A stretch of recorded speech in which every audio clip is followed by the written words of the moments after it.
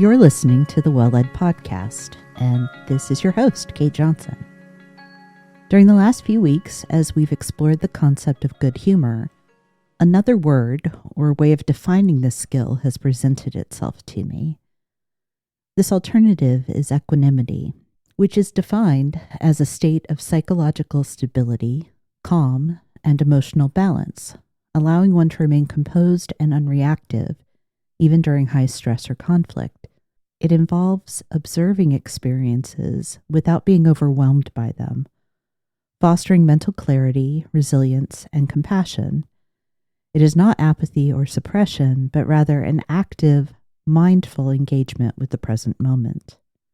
For today's lesson for effectiveness, I want to dial into these active and mindful aspects of good humor and address how leaders can make intentional choices to achieve balance and composure. Anyone who's listened to the Well Led Podcast before probably knows that I don't subscribe to the idea that some people are natural leaders. However, I do believe that we each have talents, skills, and abilities that just feel natural to us. Like my husband, he has a very pleasant singing voice, but he would be the first to tell you that it would take years of instruction and practice for him to ever be considered a musician. In a similar way, some people may tend more habitually to a good humor. This does not mean they are leaders out of hand, or that people who find it necessary to work on their humor or attitude cannot lead. This one competency may be a heavier lift for you than other skills you need to lead, but you can study, practice, and gain competence. I've shared, most recently in the episode We Always Have a Choice, that good humor is one such skill for me. I have failed many times to choose my attitude, and I'm still practicing. Because of this, it is a skill I value and regularly find myself reflecting on. In fact, just the other day, I found it necessary to walk myself through an exercise that led to a better humor and perspective. I'd like to use it here as a brief personal case study. It's tax season here, and it has made me confront some of my less than helpful small business accounting practices and the less than helpful mindsets that drive them. After determining that I want and need to make some changes, I sketched an idea of what better could look like. Then came the hard part. I wrote down the mindsets I have about the financial management of my business. Real, honest, and unvarnished. This was hard, putting my worries, doubts, and insecurities on paper. But it's not the end of the exercise. Writing and reading the worst my inner critic can throw at me will not create a good humor, obviously. So the real work here is to replace those ill-humored mindsets. I'm not going to refute them and end up in a debate with myself. Instead, I want to turn these less than helpful mindsets inside out and determine a better approach. Here's one example. Looking at the numbers will only remind me that I'm failing. This tiny story I tell myself involves fear of failure, and it equates money and success. It doesn't really define success or what role money plays. It's a broad statement, not based on any real fact or goal, that only works to keep me paralyzed. This mindset limits me in countless ways. So what could be an alternative? A fresh mindset that empowers and frees me, one that supports good humor. This is the replacement I identified. Financial numbers don't tell the whole story. These numbers do tell a part of the story that I need to write the whole tale. This new mindset doesn't dismiss the hard thing or make any excuses. It does remind me that this bit of work serves a purpose and connects me to the bigger picture. And it works. Just a few days later, I sat down to tackle my monthly bookkeeping and read the note I left out for myself before starting. I felt calm, prepared, and even curious to see what I'd learned from the numbers. Now, I'll admit this example is highly personal and specific to me. So let's look at a more universal example of a mindset holding many leaders back. You may share this one, in fact. I'm bad at giving feedback, so I'll just hold off for now. This is a sneaky one. It's really an ill-humored attitude toward performance management, disguised as uncertainty. But it hobbles more leaders than I care to imagine. If you have found yourself limited by this mindset, or one very like it, here are some alternatives to consider and try on for size. The first one, feedback is fundamental to leadership. This is a short and powerful reminder that if you lead, feedback comes with the territory. Second, withholding feedback is unkind.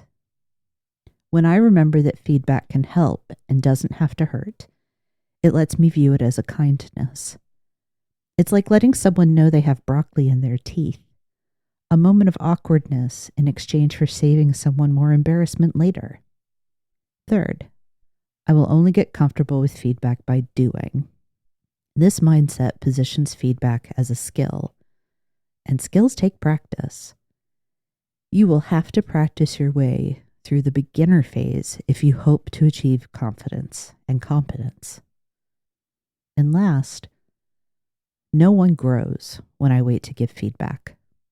When leaders understand that feedback is a tool to help develop others and is not a punishment, it becomes a natural part of doing the job. A quick side note here. We're going to examine feedback more fully in June, so be on the lookout for those upcoming episodes for more insight and support.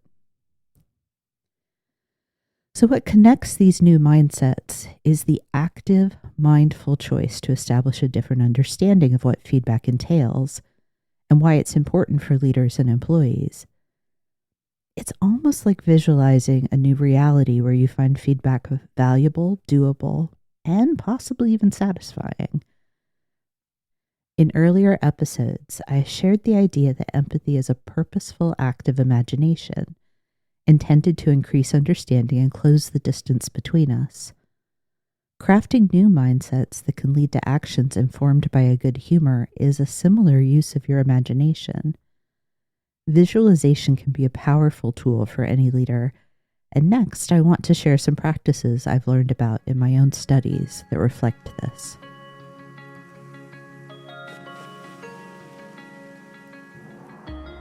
The Conscious Leadership Group has a model that can help leaders visualize the state of their current moods. It lives in the answer to the question, where am I? You can be above the line or below the line. Being above indicates a state of openness, curiosity, and learning. In contrast, the state of being below the line appears as defensiveness or being closed off. Good humor, the skill that lets you embrace the good with the bad, recognize both the fact of human frailty and the power of our capabilities, and then allows you to add it all up to reach the conclusion that we can choose how we respond to our circumstances and to each other. Well, that sounds a lot like being above the line. And if good humor means you can choose to respond with care, kindness, and sometimes even laughter, then learning a little bit more about being able to answer where am I with above the line can be useful here. The Conscious Leadership Group has made a wide variety of resources available, and I intend not to reinvent the wheel here. So what we'll do is look at putting a few of their concepts into practice, and I'll provide the relevant links in the show notes. But I also encourage you to visit their site and explore more on your own. It is probably no surprise that one of the reasons I appreciate the work of the Conscious Leadership Group is that they incorporate mindsets into their frameworks. They also advocate for awareness and attention. Again, all of this resonates with the building blocks we've explored in the shape of vulnerability, empathy, and specifically today, good humor. So let's look at one or two of the mindsets, what they call beliefs, that live above the line, and consider how each can come to life in our behaviors. The first is, there are more than two possibilities. What does this belief tell us? It is a prompt to remain open, curious, and kind. It reminds me that I may not have all the information, that I could be wrong, that other people may have differing perspectives, and I am responsible for learning more.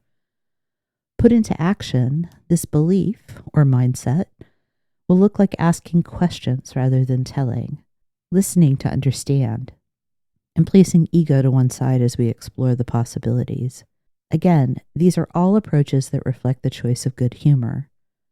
Note that none of these thoughts or behaviors dictate an outcome or diminish a leader's authority.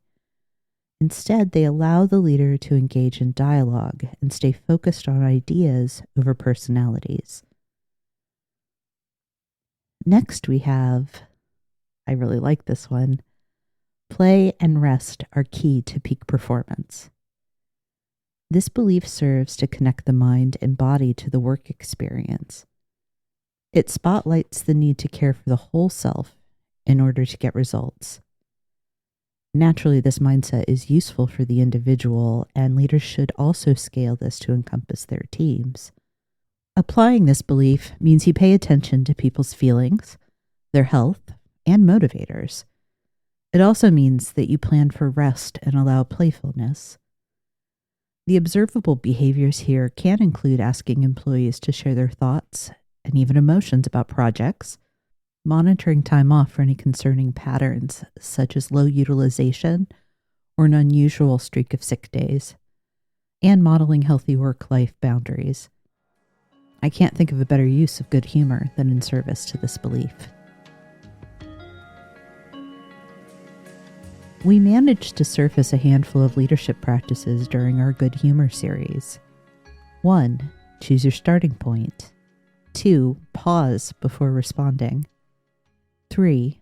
Model choice for others. 4. Balance seriousness and lightness. And 5. Focus on what matters most. Choosing your starting point is, no surprise, the actual logical starting point for this skill. Let's turn our attention to how you can do this simply and consistently. I'll use my personal case study as a template.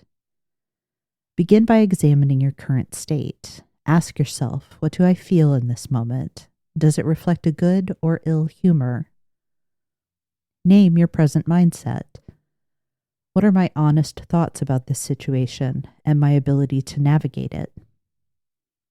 Question the mindset. Ask, does this help me perform my best as a leader? Confirm or replace.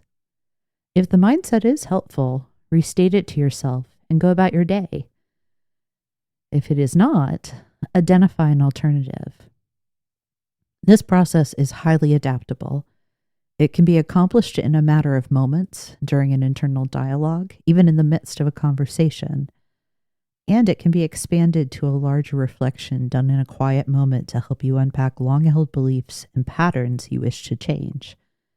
In the case of the latter, I encourage you to put your new mindsets into writing and keep them someplace where you will see them while working through the change.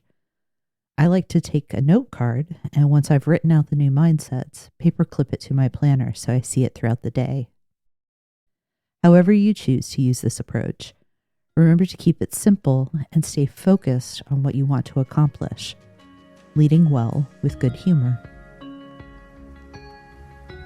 Before we close, I want to talk about one more part of the good humor skill. What can you do when you miss the mark? Because like any leadership competency, there will be times when you are a rock star, and then there will be other times when you fumble and fail.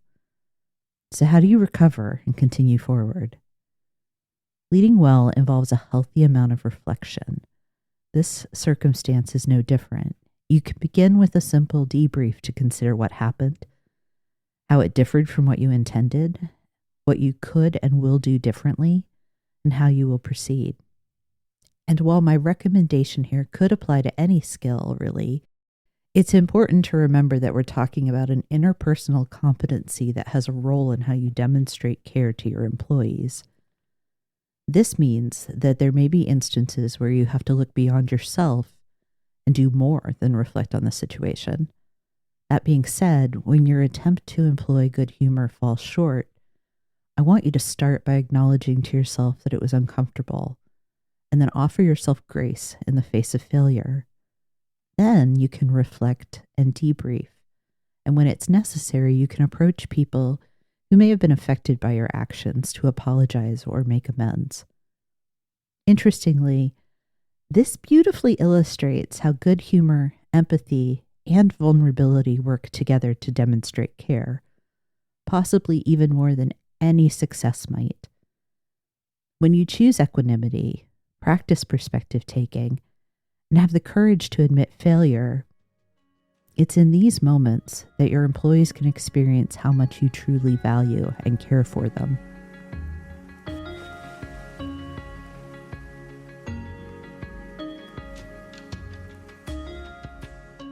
We'll be back next Tuesday with a bonus episode looking at the whole picture of demonstrating care and the outcomes you can achieve with vulnerability, empathy, and good humor. And the following week, you can look for the first episode exploring our next leadership essential, providing support when we begin a conversation about clarity. If this episode was useful, you can support the show by following or subscribing on your preferred podcast platform, or by sharing it with someone who's navigating similar leadership challenges. And don't forget, the latest companion toolkit is now available. Check the show notes for a link to request your free copy. And if you want updates on episodes, resources, and upcoming offerings from 123 Limited, you can join the newsletter at any time. Thank you again for listening.